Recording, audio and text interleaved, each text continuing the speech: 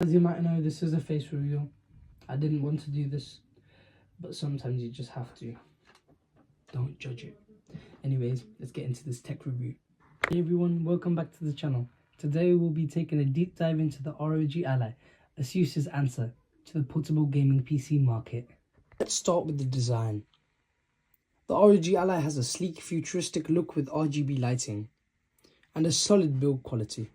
It's lightweight compared to some other competitors, making it easier to hold during long gaming sessions.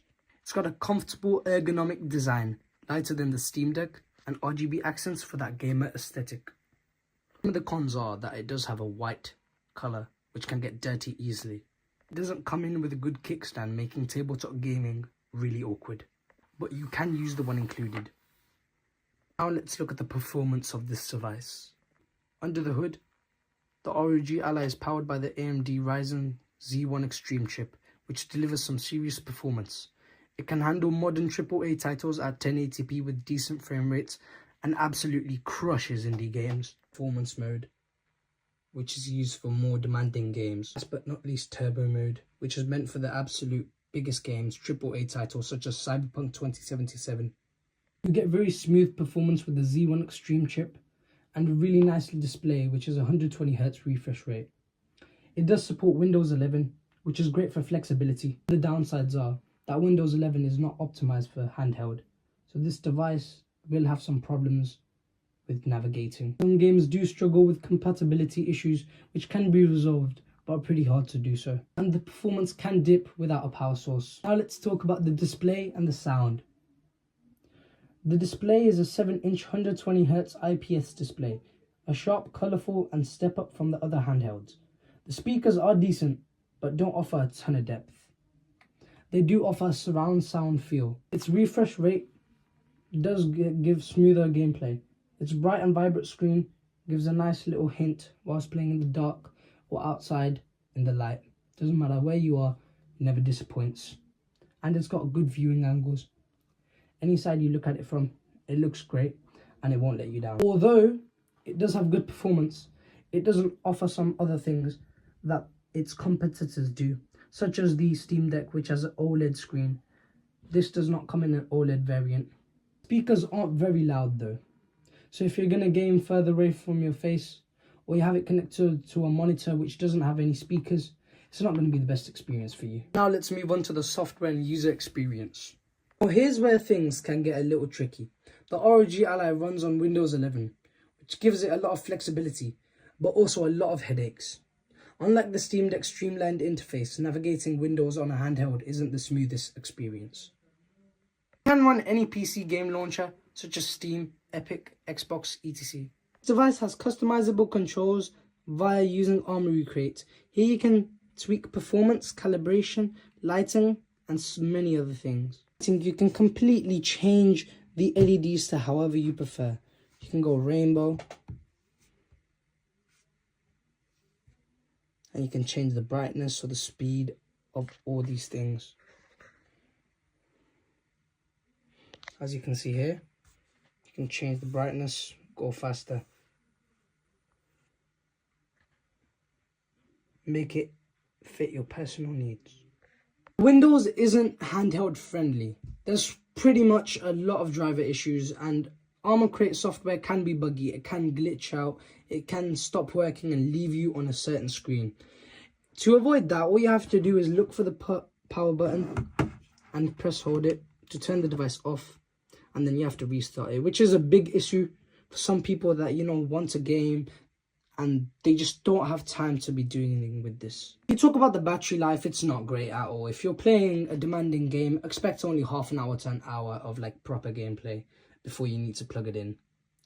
But the fast charging with the 40-watt brick is pretty good.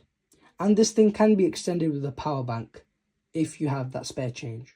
To charge this beast, you will need this specific block that they do give with you upon purchase.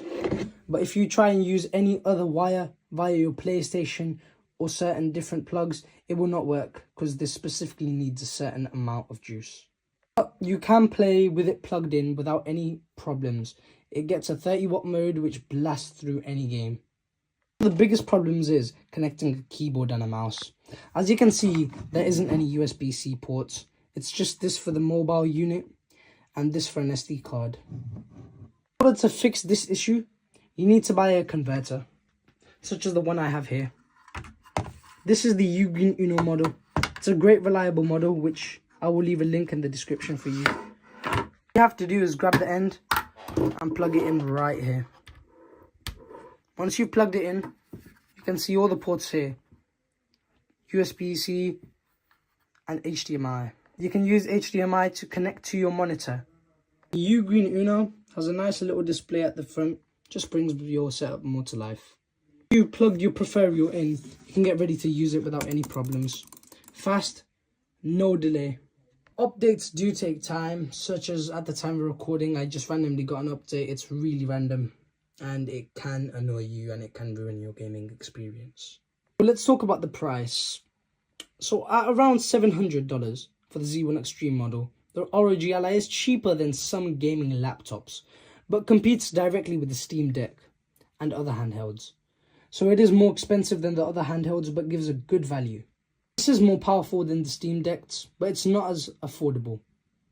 The price doesn't include a dock or any accessories, which makes it really annoying to have this, as you have to spend more and more and more just to get this set up right. So is the ROG Ally worth it? If you want raw power, Windows flexibility and 120Hz screen, it is a great choice.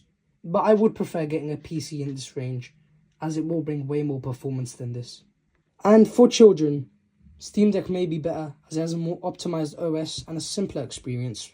What do you think? Would you buy the ROG Ally, or are you sticking with another handheld? Let me know in the comments below. Don't forget to like, subscribe and hit that bell for more tech reviews. This is my first one. Bear in mind, it's probably not that good, but please support and I will try and get better. Okay, so for me, it's absolutely not worth at all $700 in my opinion. Maximum, this would be worth around $400, $500. If you get a deal on that, take it. It's a perfect choice. But if you just want to play games at home and chill, just get a PC for this price. It will bring more value and it will make you happier. Then again, it's not a bad choice for any gamer that likes to have something like a Nintendo Switch but needs more power and wants those games at a cheaper price possibly. It does run any game at all.